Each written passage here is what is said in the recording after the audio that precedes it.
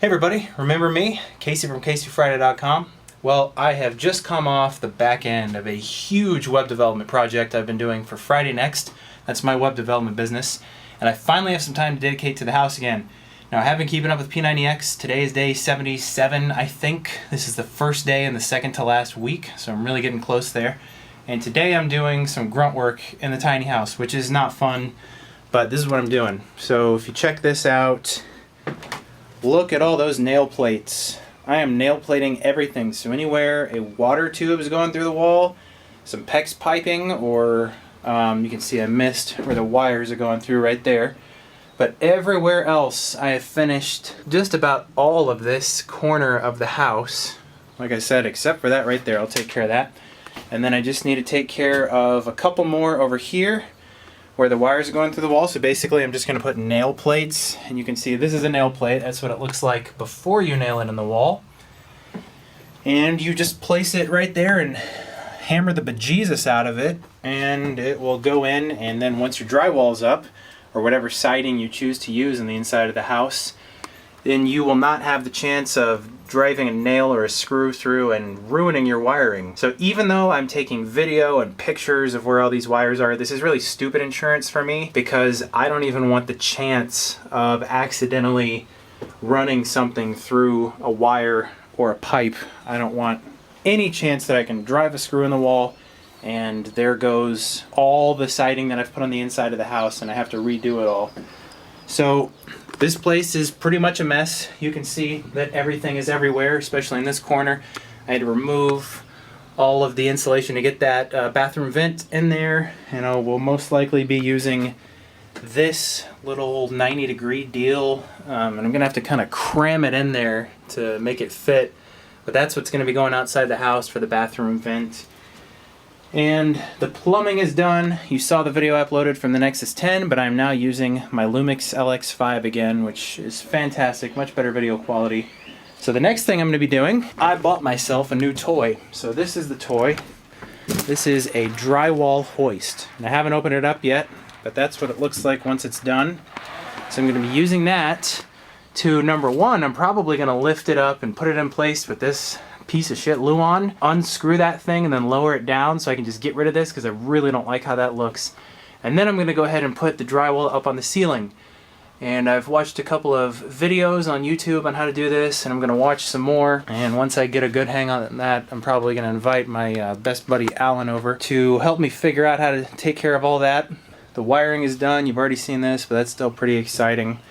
So this is pretty much as I can give you for a tiny house update. Like I said, I've just come off the back end of a really big web development project, and now I'm going to have more time to dedicate to the house and hopefully just get it done. Go full out until I'm finished building the house. The next things that I'll be doing, I'm going to finish the nail plating today, and that's all. That's all I'm going to do. And then when I come back, I would like to hire a plumber to come in, and the way they test your plumbing for leaks is they attach some sort of compressed air tank to one end, and then they put PSI gauges on all of the outlets.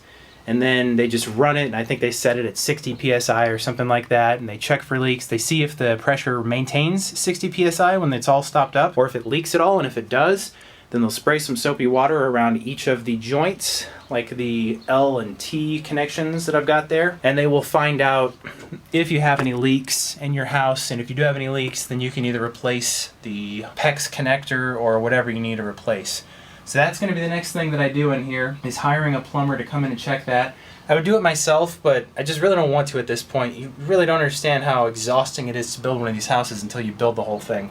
So I'm going to have a plumber come in and do that, and once they test that, I'm going to be doing continuity tests for all of the wiring. So basically, I'm going to connect the wires where the light sockets are and where the outlets are, and then I'm going to come over here, so I'll connect, hot to hot or whatever. And then here, I'm going to go to each circuit and attach my multimeter and see if the hot comes back, and basically just a continuity test. If you've done any sort of electrical engineering or circuit building, you understand what that is. But that's all I need to do, is make sure that there are no anomalies going to these outlets, and I will be good to go. And once I get that done, that means the plumbing and the electrical is both tested. I'm going to put all this insulation back in the walls. I might even start doing that a little bit earlier. and then the drywall is going to go up. I'm getting really close to getting this thing done. I'm really excited about the drywall because I looked at a lot of different options for siding inside here, and some of the wood options are super expensive. The tongue and groove stuff, it's just way expensive. Drywall is like $6 for a 4x8 sheet. Now if you look at the bottom of these walls, that's 4x8 under that entire window. It's 8 feet wide. Maybe it's 8.5. No, it's 8 feet wide. So I mean that's $6 to cover that entire under the window there, and then a little bit less than $6 when I cut that area out where the window is and use that somewhere else. So it's going to be really cheap. You know, it's going to be just a couple $100 to get all the drywall for this. Now I did pay $170 or $80 for the hoist, and I'm going to resell that as soon as I'm done with this. I'm actually going to use it at the cabin on the property that my wife and I bought, and you can see that in a previous video. I'm going to use that at the cabin there to redo the drywall because it is janky. And after that, I'm probably going to resell it or give it to my one of my buddies for a cheap price. I have one of them that's got his eye on it. Get the drywall up, and then we'll start doing the propane lines will be coming up, and I believe what I'm going to do is have it come up right around where the hot water heater is because I'll need it right there. Then I'm going to run it into that little wall cavity of this bathroom wall right here. This one that you can see is in the middle of the room. And just have the propane come up and go over through here and then come down. And I'll have a propane outlet right here for our camp stove to be used right there. And that'll make it really easy. I only need one input over here instead of running it under the house and coming up through the floor right there as well. So that will be one of my next tasks. I'll have to do it before the drywall goes up on that bathroom wall. That's what's happening next in here. This thing is really coming along.